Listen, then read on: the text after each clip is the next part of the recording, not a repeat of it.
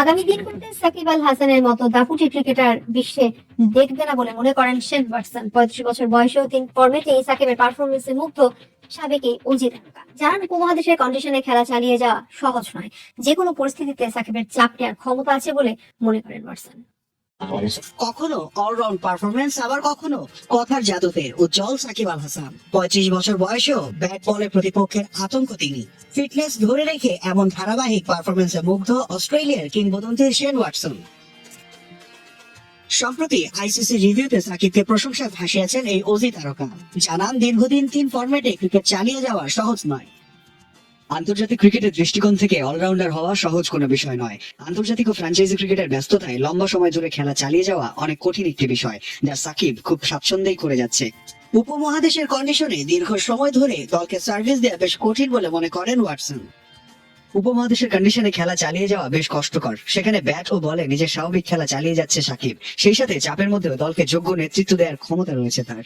Test, one day এবং টি-20তে সাকিবের ধারাবাহিক পারফরমেন্সে মুগ্ধ সাবেক এই অজি তারকা।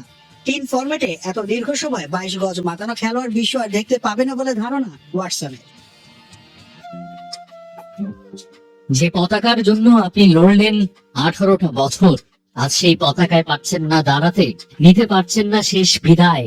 এক জীবনে এর চাইতে বড় আক্ষেপ কিংবা বেদনা আর কি কিছু হতে পারে? দোষটা কার? থাকতেই পারে অনেক যুক্তি, খানিকটা পাল্টা যুক্তি, অনন্ত ব্যাখ্যা। তর্ক যুক্তি মেনে যদি ধরেও নেই সব দোষ সাকিবেরই, তবে এখন থেকে বহু বছর পরে যখন এই ইতিহাসটা ক্রিকেটার সাকিবকে মনে রাখার মতো একটা গুড বাই না বলতে পারার প্রেক্ষাপটটা আসবে সামনে, আক্ষেপ কি হারিয়ে যাওয়া শৈশবের মতো বুকের বাম দিকে মোচড় দেবে না একটু?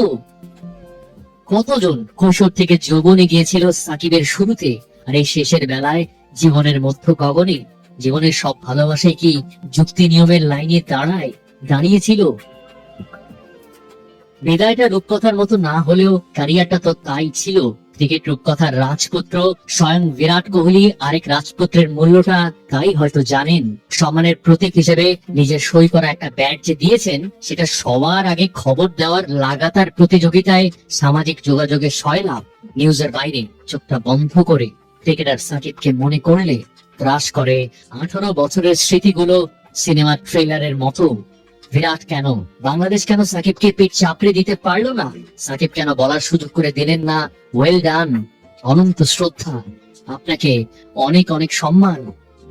গুণীর গুণ করতে পারে না, নাকি গুণী ধরে রাখতে পারে না তার গুণ?